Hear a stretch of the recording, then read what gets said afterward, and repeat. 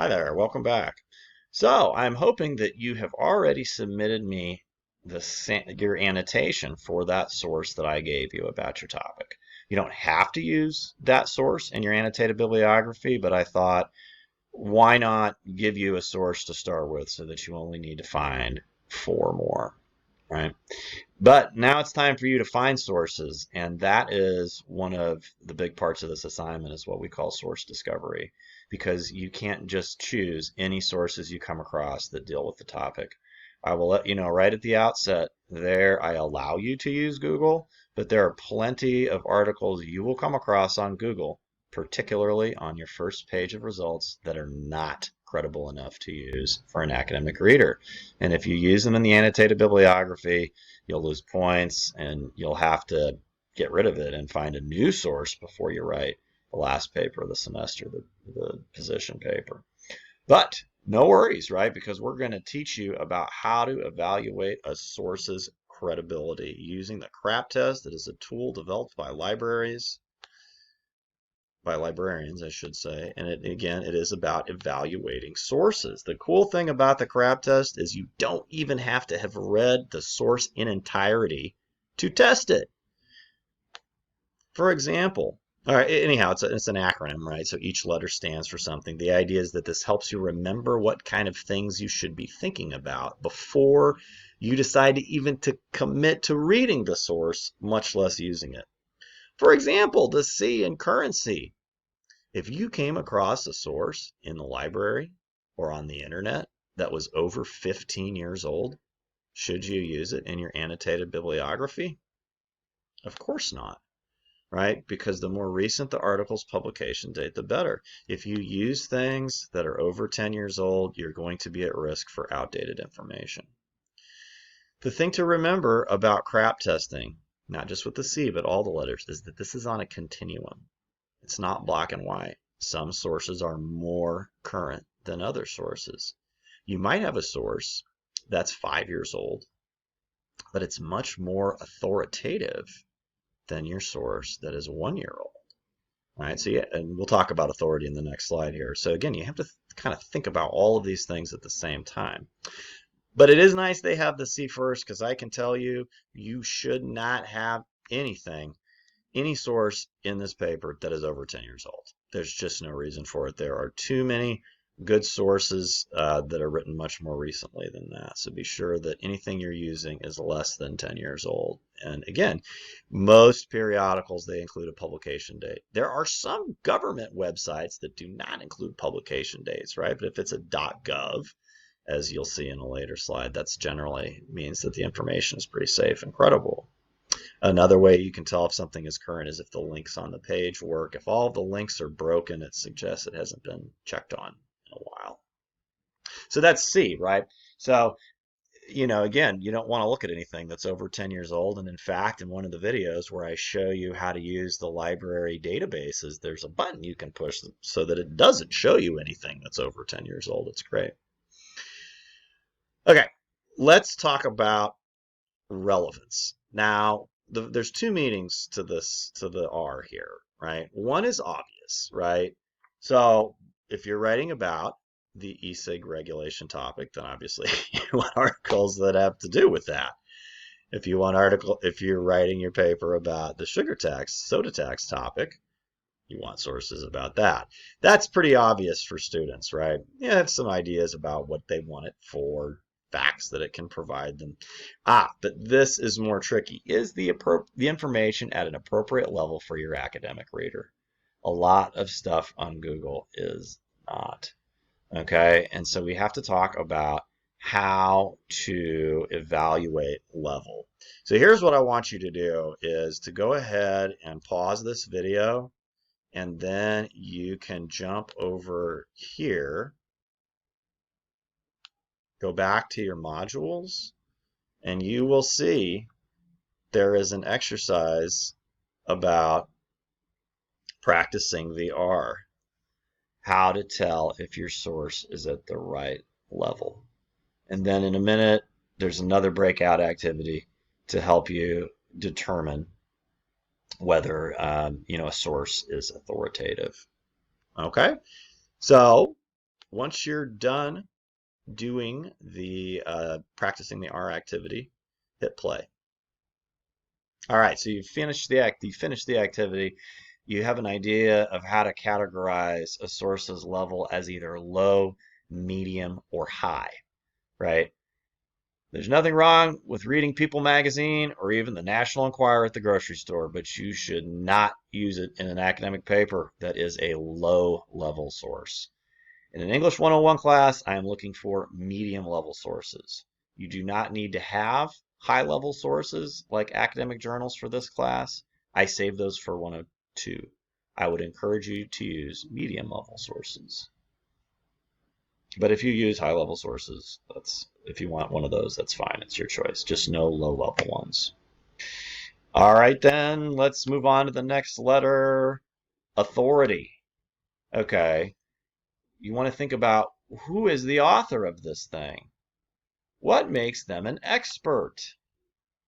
Okay. Most articles, just like your football articles back from a rhetorical analysis paper, they have a byline. They have information about the author either right below their name or sometimes you click on their name and it tells you what makes them an expert.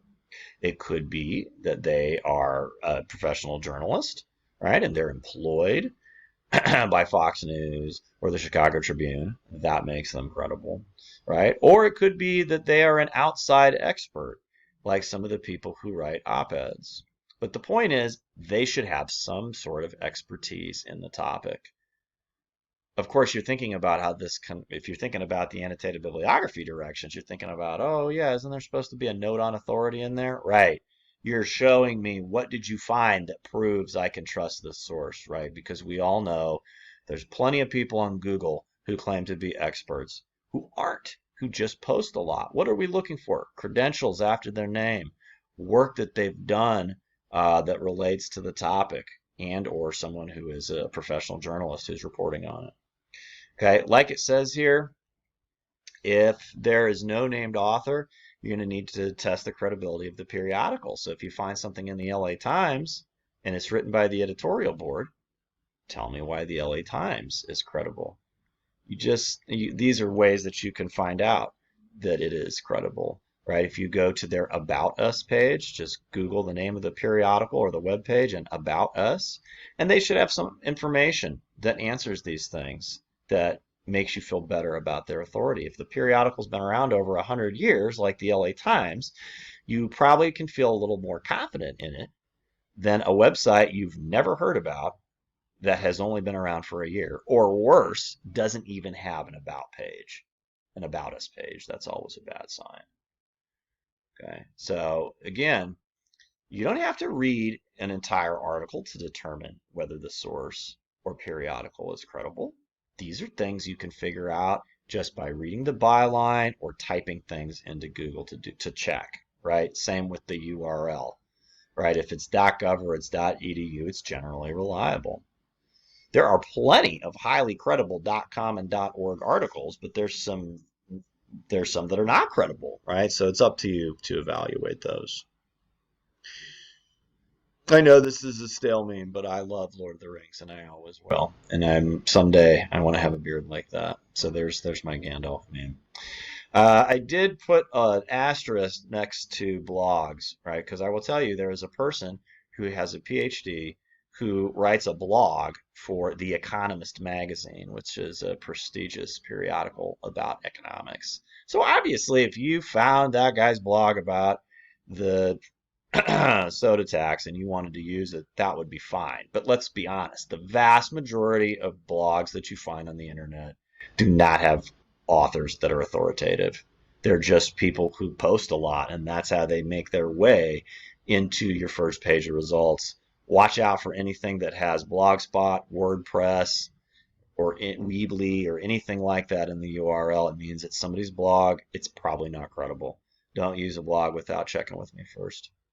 Most students that I've talked to know why they shouldn't use Wikipedia. It's because there's no way to confirm who the authors are, right? That is not something that you should be citing in an academic paper. There's plenty of other sources, as you'll see. I've given you some ideas for how to find them on both Google and in the library, as you'll see in future module pages. Okay, the second A is for accuracy. Now, this you probably have to read the whole article to evaluate, right? Because you're thinking about, okay, where are they getting this information? So when you think about it, periodicals like the New York Times, the Arizona Republic, they don't include citations, right? But they get the facts from interviews, studies, things like that, right? They show you where things are from to prove their accuracy, right? Now, this is an obvious one, right? If you have found something and you think it might be a blog, but you're not sure, and you're reading it, and you can't find any information about the author, and you can't find any information about the website, already I would say probably don't use it. But then you find a bunch of grammatical issues on the page, and you think, uh-oh, this is not an organization. This is one individual who doesn't really have any credibility. The last letter is purpose. Okay. And so, of course, this is important, right? Because sources that are designed to inform, they are informational or news sources. These are things you find on the front page of the newspaper. They tell you what's going on. They tell you who won the election, right? They tell you what what's happening with the coronavirus. They're not designed to persuade you of anything. If you go into the opinion section, you might find an op-ed like the ones you read about solitary confinement or CTE in the NFL, right? Those are designed to persuade you. And so you know from your experience with that, I'm thinking that you're starting to understand that distinction, but there is a module page designed to help you tell the difference. Because in the annotated bibliography, you need at least 3 sources that are opinionated. You need some that agree with you and one that doesn't. The other 2 should probably be informational, but I'm open to your judgment there as long as you've got 3 that are opinionated. Now, you don't want sources that are purely for entertainment. This is the People Magazine, National Enquirer stuff, right? Or you don't want things that are designed to sell something, right? If you're looking for facts about e-cigs, I'm not sure Juul's website is the best place to go. Because they've got other purposes, right? It would be interesting. I believe there's an op-ed out there by someone who works for Juul. That's a little different, but to use their page for information is they're gonna potentially have some bias there, right? And so you want to watch out for sources that are designed to sell things. Journalism is always about these 2 things generally. Yes, they have to sell papers. They have some ads on there, right? But this is their focus, their main focus, if you will. That's about all I got. Now, I forgot to tell you to pause me and click over to the breakout activity for authority, but that's okay.